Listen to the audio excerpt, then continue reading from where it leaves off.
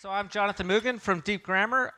We do grammar checking, but I'm not going to talk about grammar checking today. Today I'm going to talk about how we can go from symbolic and sub-symbolic natural language processing like we're doing today to actual real understanding. Now, spoiler alert, I don't know how to do that, but hopefully I'll point to some ideas and give you a sense of what's possible now and point you to some tools that you'll find helpful right away. So it is not my aim to surprise or shock you, but the simplest I can summarize is to say that there are now machines in the world that can think, learn, and create. Moreover, their ability to do these things is going to increase rapidly until in the visible future. The range of problems they can handle will be coextensive with the range that we can handle as humans. So this was Herbert Simon in 1957, and this is where we are today. Siri, I need you to start understanding me. I'll make a note of that. Yeah, you better make a note of that. Got it, of that. And so Siri made a note of that.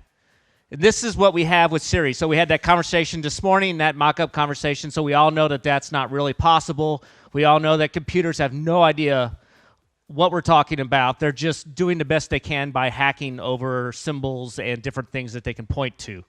And so this is the problem, right? There is no actual understanding in computer science of how language works, or, I mean, there is some understanding, but no understanding of how to code into a computer how to actually enable them to understand our conversations. AI has gotten a lot smarter. We have deep learning, and that's made huge strides, not so much in natural language processing as it has in computer vision, because computers still can't read or converse intelligently. So in order for a computer to really be intelligent, for we can talk to it, right, it needs to be able to answer these kind of basic questions that a 4-year-old can answer. Like, why can you pull a wagon with a string and not push it? Why is it unusual that a gymnast competed with one leg? Why does it only rain outside? These things require a model of the world that just doesn't exist now for computers. If you put a book on a table and you push it, what happens? And if Bob went to the junkyard, is he at the airport? These things are also amazingly obvious to us that we don't even know how to tell a computer that they're true. And this is because we understand language through interaction with the world. So when someone says chicken, I know what a chicken is because I've had experience with chickens in my life, in my interactions with the world. And so when someone else points to chicken, that isn't just a symbol, it's a pointer into some huge amount of experience that I've had in my life. And so that's why we can both have conversations, is because you and I have had very similar experiences with chicken, at least enough to where we can communicate. And this is what computers need. Computers need this, and we don't quite know how to do this, but there have been two paths to try to give computers some semblance of conversational ability so they can understand. So the first path is a symbolic path. This is what they started back in the 1950s. So you start with meaningless tokens, manual representations, then you build world models, and you merge those representations together. That's one path to computer intelligence from where we are now. That's one path I'll discuss. The other path is the sub-symbolic path, the deep learning path, the neural network path. And this has taken the form of like word-to-vec, sequence-to-sequence model, question answering, and external world training. So in this talk, I'll take you very quickly through both paths so you can get a sense of what's possible now. And hopefully in your lives, you can see where you could plug in and do some research and maybe get some benefit. So we'll first start with the symbolic path with meaningless tokens. So this is when I first learned that this is the state of the art in natural language processing, I was very depressed, right? So we treat documents as simply bags of words. So what we do is we represent dog bit man with the same way as man bit dog. We just count how many times each word occurs.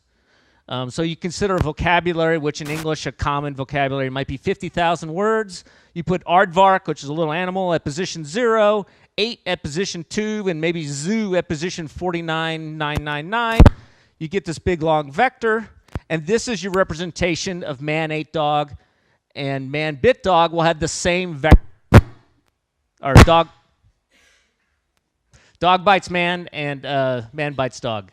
And so this is called a bag of words representation. We put it into a vector. We have a 1 at aardvark, if we're talking about the sentence, the aardvark ate the zoo, another one at 8, and then another one all the way at zoo, couple ones for those other words in between, but for the most part, we have a very sparse, long vector, and this is supposedly what this means, or at least as far as a computer is concerned. And we can do a little better. We can count how many times aardvark occurs, and so we can do what's called term frequency.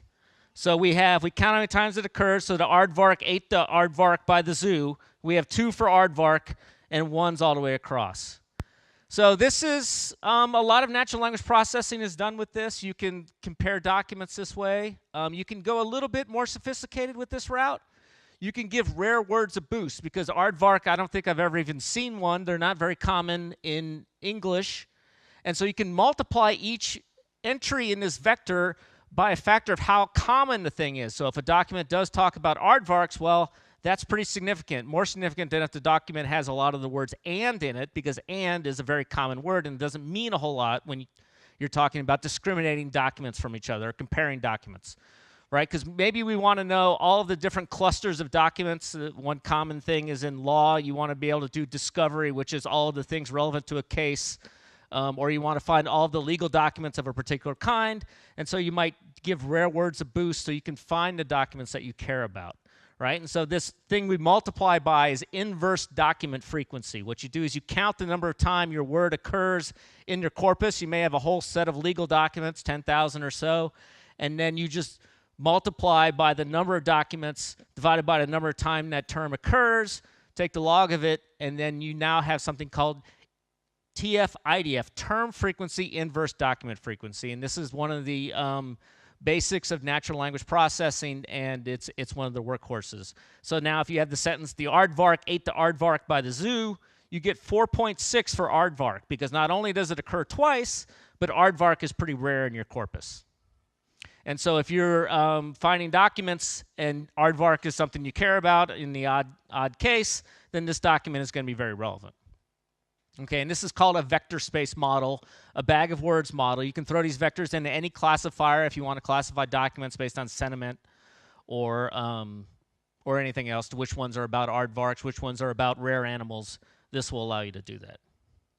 So our next step towards moving on the symbolic path is we can do this thing called topic modeling, which is if we have a whole bunch of documents and we want to start off, what's in these documents? We can do something called topic modeling, which gives us a sense of the cluster of the kinds of topics that are in documents. And you do something called latent Dirichlet allocation, LDA, and you pick the number of topics. So ahead of time you say, you know, I care at the resolution of about 10 topics. And then you can learn this distribution, which is each topic of these 10 topics, and you don't know what the 10 topics are initially, you just guess there are about 10. Each topic will become a distribution over words. So if one of your topics is small animals, then you'd have aardvark and chicken might be a common thing. If another one of your topics is law, then you might have tort, or lawsuit or judge as a common word. And then each document then becomes a distribution over topics. So if you have a lawsuit relating to a zoo, it might have a lot of the small animal words, and it might have a lot of the law words. So it would have like a lot of those distributions. So this is called a latent Dirichlet allocation. You can run this easily in GenSim with online software. You just plug it in. In fact, there is some really great visualization tools available in Python, something called PyLDA-Viz. So what I did is I took all my tweets and I ran them through, and you get these nice little blobs here, and these blobs represent the different stuff I talk about. And if you look at one blob here, 4, you see the most important words. I don't think you can quite read that, but the most important words are like movie, watch, wine. And so sometimes I tweet about movies I like. That's one of the topics I tweet about. And so this corresponds to the movie topic. Now, the great thing about LDA is I didn't know ahead of time which topics it was going to find. This is just one it found. And it's a really great LDA is really useful if you initially want to just get a sense of what's in your data. And then you say, okay, there's 10 topics, and then it'll print out the most common words of each topic or the most representative words of each topic, and then that gives you a good sense of where to begin when you're doing data science in natural language processing. Okay, so the next thing is sentiment analysis. So how does a person feel about a particular topic? So a lot of times people will write Well, actually, we saw this morning in the Cambridge Analytica. When someone's writing online, are they pro gun control or anti-gun control? You might want to know how these things work, or you might want to know, is this person pro automobile or anti-automobile? Do they believe in public transportation? That kind of thing. So we can do sentiment analysis using the TF-IDF I talked about earlier. You can just take your word vectors, throw them through a classifier. If you've labeled some as positive and some as negative, that can work. Another thing we can do to get a smidge closer to actual meaning is assign words sentiment values. So you have this big dictionary of words, and you say, okay, happy, that's positive, +2, joyful, that's +2, pain or painful, that's -3, and you just have somebody go in and list all of these 50,000 English words as either positive sentiment, negative sentiment, or no sentiment. And then you can also do a little more sophisticated, and if they have the word not in front of it, then you flip the sentiment. So if you say it's not joyful, that would be, since not is positive, you just, since joyful is positive and not is a flipping word, you just flip it. And so this is a sentiment dictionary. One common sentiment dictionary is Vader. So this is based on using Twitter. They had a bunch of people go through and label things on Mechanical Turk, so this is useful, and you can just download it. And so if you have the sentence, I went to the junkyard and was happy to see joyful people, that will be positive because happy and joyful are positive. Now, this isn't really understanding, but it's getting one step closer because we went in and mapped positive or negative sentiment to these symbols. It's still pretty rudimentary, but we're getting somewhere. Okay, so that is the meaningless tokens. So we started off with meaningless tokens. We did TF-IDF. We did sentiment analysis. We gave a little bit of meaning with the sentiment. But the next level is creating manual representations, going in and assigning what symbols mean by hand, just going in and saying what the symbols mean. So, and then you can store meaning as relationships between these symbols. So let me give you an example. Let's say that you want to know, you're watching Twitter and you want to know, okay, I want to sell stuff to people who are interested in tires. Who's going to buy tires? And so how could you tell a machine to do that? You can't just tell a machine, okay, look out for anyone who's interested in tires, because computers can't read. They can't read any of these tweets. So what are you going to do? You're going to create a set of symbols, and then you can map those symbols to what you actually care about.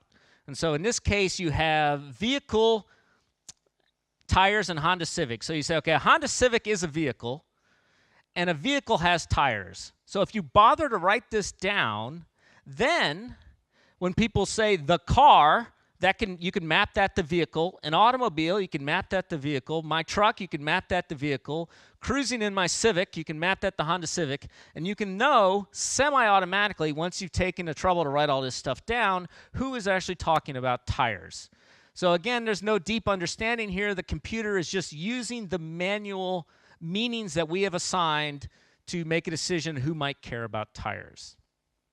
So one common way that these things have been written down is something called WordNet. WordNet's probably the most common source of map symbols. So it organizes words into sysnets, which are boxes or groups of words that all mean the same thing. Okay? And then a word can be in more than one sysnet because a sysnet is a unit of meaning. So consider the word bank. So a bank can be a building, it can be a financial institution, it can be the side of a river. These would be three different sysnets. In our case, we have automobile, and we have three words that all go in the same sysnet. We have auto, automobile, motor car. Okay, any of those words, for our purposes or the purposes of whoever wrote down this set of things, is the same meaning. And then we can say, okay, auto has part automobile horn, it has car horn, motor horn. For the use case we saw in the last slide, it has tires.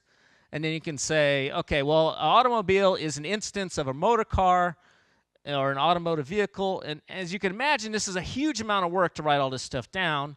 The great thing about WordNet is it's already done this, at least to some degree. An ambulance is a type of automobile. Now, of course, it kind of is, kind of isn't. Sports car and sport car is another sysnet that's like that. And so then this is WordNet, available online to anyone who wants it. And it has other relations as well.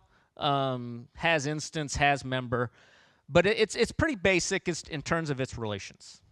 But it has pretty good coverage. There's something else called FrameNet. So where WordNet was the meaning of individual words, FrameNet takes that to the next level and says, we're going to care about what are the meanings of situations. So if a computer is trying to understand something, like a child's birthday party, we're going to say that it has a very specific set of things. So in the United States, all birthday parties for children follow the same relative script. There is some sugar source, so it's usually cake or cupcakes. There's some entertainment source, which is usually like a jumpy balloon or a clown or something. And so any birthday party is going to have these slots. And a birthday party then can be represented to a computer as a symbol with pointers to these slots that individuate which kind of birthday party we're talking about. Another one is commerce by, which is a frame. Whenever you buy or sell something, that's a situation that we can represent to a computer with a symbol linked to other symbols. So in commerce by inherits from getting, and it's triggered by words in a sentence. Okay, so if I buy a car, and if I write that down, I bought a car, the word bought would trigger to FrameNet, the commerce by frame. And then I bought something, so then FrameNet would look for the thing in the sentence that was the thing that was bought, and so it would map car to that. Then it would look for the agent, which was me, the buyer. Then it would also look for the seller, but in this case, I didn't mention the seller, so it would just be blank. So this is FrameNet. So we moved from WordNet, which is words, to FrameNet, which is situations. Okay? And so there's something else called ConceptNet, which is the linkages between more common sense things. So my experience is ConceptNet is too shallow and haphazard to be useful, but it's worth taking a look at. And it's not anything against ConceptNet. It's just the trouble of the world is so complex, trying to write everything down is really, really hard. So you can say that it has something like bread is located near a toaster. Well, so think about all of the things in the world that are true at that level. But that actually is something that we've all experienced, and that is the kind of thing that computers need to know. But it also, in ConceptNet, lists a toaster as related to an automobile. And I guess that's true. They are machines. But if you're going to have something like this at this level of organization, it's never going to scale. So this is certainly a big challenge. Now, you can imagine a chatbot saying, okay, I'm going to use ConceptNet for a chatbot. So anytime anyone mentions bread, I'm going to chime in with my world knowledge and say, you know what's near bread? A toaster, right? So that would be a very boring chatbot, but we're starting to get to some kind of common sense reasoning, even if it is very shallow. And there's something else called Yago, which builds on top of WordNet, which we have seen. Yago builds on WordNet, and Yago builds on something called DBpedia, which DBpedia is a machine-readable form of Wikipedia. And this is very useful for anything in Wikipedia like sports celebrities, singers, things in location. It's not useful for bread and toasters. Wikipedia doesn't care about that stuff, but it does care about celebrities and that kind of thing, and it has very good coverage for that sort of thing. So Yago bridges WordNet and DBpedia. And then you can browse this online if you want. So these slides, I don't know if they make them available. I assume they do. But on my website, jonathanmugan.com, there's like a writing and talking thing. And then I've listed all the slides from all my talks. You can go through and just find them there. And it may not be slides listed for this talk, but then it'll be similar to some other talk where you can get all these links so you don't have to try to write them down. And so my favorite ontology is Sumo. So Sumo is very deep as opposed to these kind of superficial things. It organizes concepts down to the lowest level. And so what it says is cooking is a type of making that is a type of intentional process that is a type of process that is a physical thing that is an entity. This is how deep this goes. Now, of course, even Sumo is very incomplete. It tries its best, but the world is just so complex we have a hard time writing it all down. And then there's Yago Sumo, which tries to merge Yago and Sumo. And we've got a ways to go, but there are a lot of people out there working really hard to write down everything that is necessary, and you can take advantage of it pretty easily online. And so below these levels of things you write down, with bread being near a toaster and they're both being machines, there's these things called image schemas, which image schemas are the representations that are postulated to be underneath language. So many of you speak Ukrainian here, I speak English, and it doesn't matter. In image schemas, our language is built on top of these core concepts like container. So if I put something in a glass and I move the glass around, the thing inside the container also moves. And we need to have these kinds of understandings if we're ever going to learn Ukrainian or English. Another one is physical force. If you push something, and we understand even deeper things, such as she forced me to sign the contract. So, excuse me, she forced me to sign the contract. We can understand this as a metaphor to the physical schema of one thing forcing another through physical force. And so a lot of people believe that that's how we understand these abstract concepts, through metaphors to these very fundamental concepts. Unfortunately, I don't know of any good implementation of image schemas. Hopefully someday someone will build one, and then we can put, sumo on top of that, and then Yago, and just all the way up. So there is the semantic web, which is trying to put a lot of these things together, but right now it's just, I think the task has been a little too hard. It hasn't gotten a lot of traction. Well, it has gotten a lot of traction, but it hasn't been able to really take it to the next level. Hopefully people are working together to make this whole layer cake thing more usable. I had a really hard time when I got into semantic web figuring out what all these things are about and how they all relate to each other. Hopefully, I think some people are working. There's this thing called JSON LD that's trying to bring these things more streamlined. So that is the manual representation. So when I talk about we're building on top of symbols, we're building manual representations where we're saying, okay, this is what this symbol means, and this is how this symbol relates to this other symbol. The next step is to build world models, which say not only what something is, but what happens in our physical world when there's an event. What is the result of that event? And that's where computers are going to need world knowledge to understand us.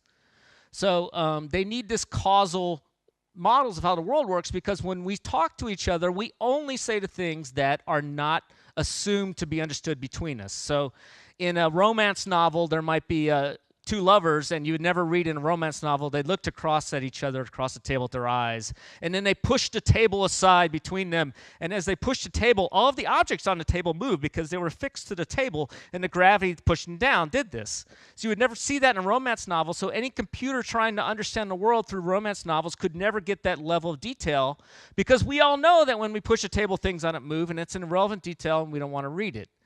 And so a computer is going to have to understand these models of how the world works in order to read romance novels, which is, of course, the highest level that we aspire to. So we need to understand how the world changes based on events. So I talked about the commerce by representation in FrameNet, but we need a world model to say, well, after commerce by, there is one person that has something they didn't have before, and another person that has money. And then what does money mean and all of these things? You need to have the dynamics coded in with these representations. And there's a lot of different factors in models. Building models is really hard because the world is so complex, but it's also hard because the model space is so complex. You want the models to be probabilistic, because usually when you push the table, the things move with the table, but maybe sometimes they don't. Maybe they're a weird kind of thing, you're in space and there's zero gravity. That's why you need to be probabilistic, because probability allows us to represent not having full knowledge of the world. And you need to factor the state. So a lot of things like deterministic finite automata factor everything into a state. They put everything together, but of course some things don't matter to other things. So in order to represent a model, we need to break that out and move to things like dynamic Bayesian networks. And models have to be relational as opposed to just first order.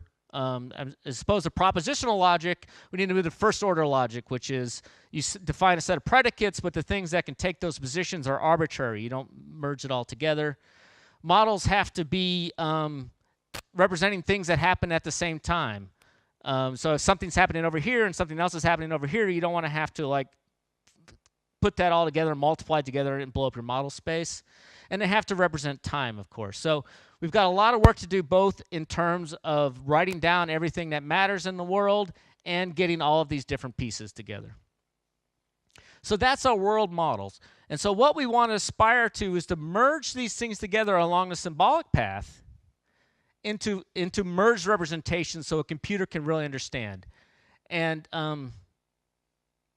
so if we've done this, then we can ask a computer, why does it only rain outside? And if it gives the answer, well, a roof blocks the path of things from above. That's the kind of answer. When a computer can give that answer to arbitrary questions, then I know the computer's thinking from first principles. It's saying, well, there's some water that comes down and the roof blocks it, so therefore it only rains outside.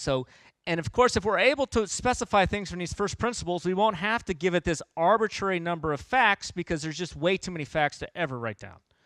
Another one, so if I ask a computer, explain your concept of conductivity. And I don't understand electricity. I mean, I took the relevant physics class, but I don't, who knows what electricity is.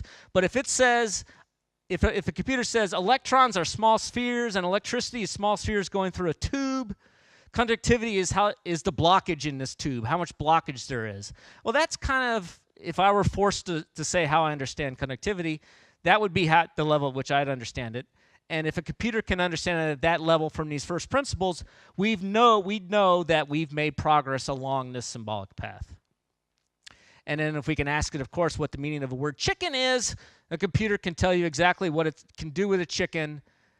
Then we've gotten something, because what we want from the symbolic path is a computer to be able to mimic what we've gained through our physical interactions with the world.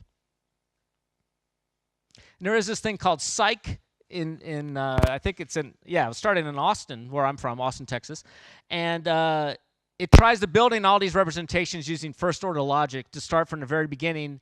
And it's not clear that first-order logic on its own is enough to really represent all this. And they've been working for 30 years, and I don't know their current state because they don't publish too much, but they haven't made it yet. So, in 30 years, that's a long time. Okay, so that is a symbolic path, and the next path is the subsymbolic path, the neural network path, the deep learning path. So let's talk about that. So a great place to start, if you want to start where the cool kids start, is this landmark publication, Parallel Distributed Processing, Volumes 1 and 2 from 1987. So let's start with Word2Vec. We've probably all heard quite a bit about that. So Word2Vec learns a vector for each word in a vocabulary. So we saw in the TF-IDF representation that if we have a vocabulary of 50,000 dimensions, we have a 50,000 dimension vector. So there is some position 27,774, whatever it is, corresponds to some word, and the number there corresponds to how important that word is in the document. Most of the positions are 0 because most words won't occur in most documents. Word2Vec learns dense vectors. So it learns a vector of only 300 dimensional, but now you can no longer say what position number 56 actually means. So here's the Word2Vec algorithm. You can think of it as a double for loop. So we're trying to learn a vector for each word that represents the meaning of a word. And I first saw this double for loop through Christopher Moody. So you have your long set of documents, and you go along each word. I went to the store and bought some tacos for my chickens at home, right? And so for every word, you look for the words around it. And you say, I want to make the word vectors for my central word and the words around that be closer to each other. So I move them closer to each other. And then all of the other words in my corpus, or all the other words in my vocabulary that aren't in that window, need to be further apart from the central word. And then I move over to the next word and look at the 2 words on the left and 2 words on the right, move them closer together, move all the words farther apart. Move over to my next word, do that same thing until you get tired, is basically the algorithm, right? So for each word, W1 in the set of documents, for each word around W1, you move the vectors closer together, move the other ones further apart. And there's some technical things. There's actually 2 vectors per word because you don't want a word to show up near itself. But that's the basic algorithm. And what you get out of this is something pretty cool. So you get the famous result that if you take the vector for Italy and subtract the vector for Rome, you get some other vector, 300-dimensional vector. And if you take the vector for the vector for France and subtract the vector for Paris, you get some vector. And those two vectors that you get, the resulting vectors, are actually pretty close to each other. So somehow in these 300 dimensions, it's encoding capitalness as a feature. And the same with king minus queen is equivalent to man minus woman, or close. And somehow it's incorporating man-womanness in this.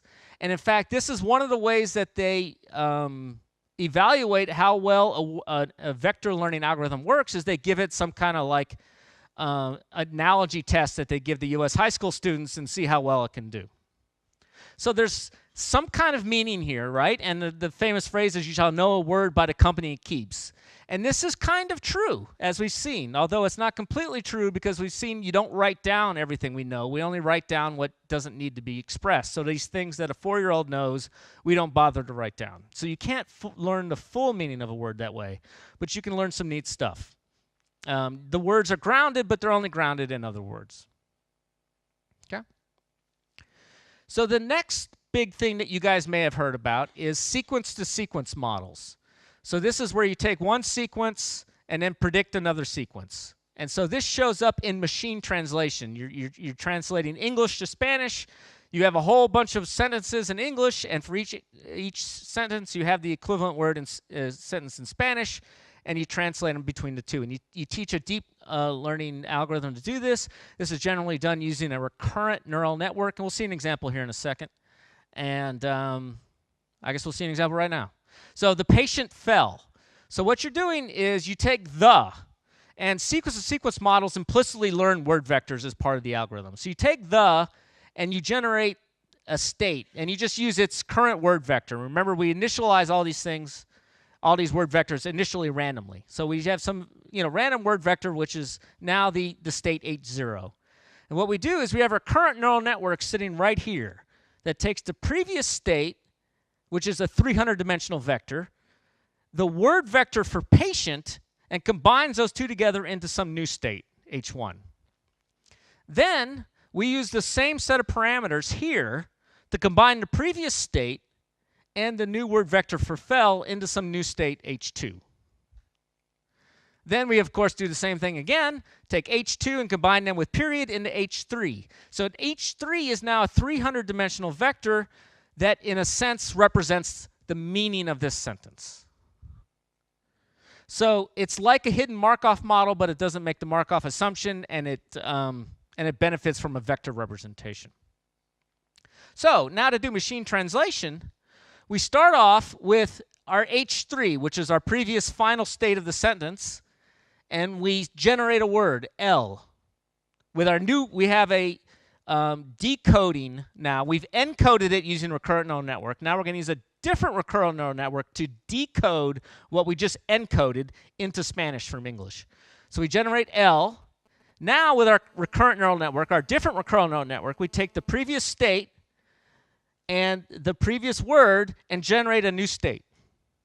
And basically this is, in its most simplest form, it's a matrix multiplication time this vector plus another matrix multiplication time this vector, add them up. And that's just a vanilla recurrent neural network. Of course, there are more advanced things like LSTMs, but at the basic, that's what's going on. Then from here, we have a softmax, which is a classifier that generates the next word. Of the 50,000 words, let's say we have 50,000 words in Spanish as well as English, and we have a 50,000 decision problem, generate paciente, and then we do the same thing. We run our neural network here to generate a new state from this previous state, and from this word, and we generate cayó, and we keep going until we hit a stop symbol. And this doesn't seem like it should possibly work, but it does because we have so many different sentences in English translated into Spanish. Now, of course, humans had to do this initial translation, but then a computer can learn, 5 minutes, a computer can learn to mimic this like that. All right, so, and it keeps going. Now, you can then do captioning like we've seen. So you take a convolutional neural network. This is my son. He was all wet. You take a convolutional neural network, take the top level, you get a vector. And then, we all know now with a vector we can do a decoder and decode that in a sad wet kid. And that's how these image captionings work. There's no understanding here. It's just a lot of different computer power. So there's this thing called attention. So when you're looking at these vectors as they're 300-dimensional, you might wonder, well, how can you keep encoding more and more stuff into the same fixed amount of vectors? So you allow the vector, when it's trying to make a decision, like when it's trying to decide, should I decide Gaio here out of 50,000, you can not only look here and here, but you can look at all of these previous things, and that's attention. And in fact, this attention, and I can't go into detail because we have like 4 minutes left, but this attention is what's used to do question and answering. So you have a story here like Bob went home, Tim went to the junkyard, Bob picked up the jar, Bob went to town. The question is, where's the jar? And because we never put down jars when we pick them up, we know that the jar is in town. And they can do this. Computers can do this. They can answer questions like this, but there's no understanding because it's just thousands upon thousands generated stories like this, and it's just doing a softmax over the symbols. But it is really cool, but we're still not understanding.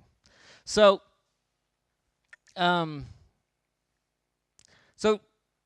we're down now. What we're going to need is some kind of external world training, right? Because we can't just learn on the symbols. We can't learn on generated stories because generated stories don't have enough detail that a 4-year-old needs to really understand something. So you can have machines that must train it in simulations like our own. Maybe it could be in a simulated environment. Maybe it could be with a robot. But they need to understand chicken because they've experienced chickens, or maybe in simulation they experienced something like chickens. And this is what we're going to need. And in industry, they are working on this. There's some really cool stuff with OpenAI, and in academia, they've been working on this. And they have the iClub, which is it's a little dude. He's really cool in Europe, little robot. I think he came out of Italy, maybe. I don't know where he came from. I'm sorry, don't go in it. But he came from somewhere around here. And so maybe if Amazon Alexa had a camera, she could look around, and maybe she doesn't need to physically manipulate things in the world. We don't know. If you need to physically manipulate objects in the world to understand, or what you need to really get this kind of understanding, but we need to get a lot closer than what we are today. In fact, as we go, we've seen both on the symbolic and the sub-symbolic paths. We're getting there, but we still have a long way to go, and we can do some cool stuff, but it's all basically hacks. There's no understanding from first principles yet. And in fact, one thing as a lot of us here are entrepreneurs, like, what is the simplest commercially viable task that requires actual understanding? Because if we can pinpoint some task that we can actually start getting our teeth into that actually requires real understanding, then we can attract funding. We don't need 30 years. We need maybe 5 years, and this might be viable. One viable way to get this done. So that's my talk. Thanks for listening.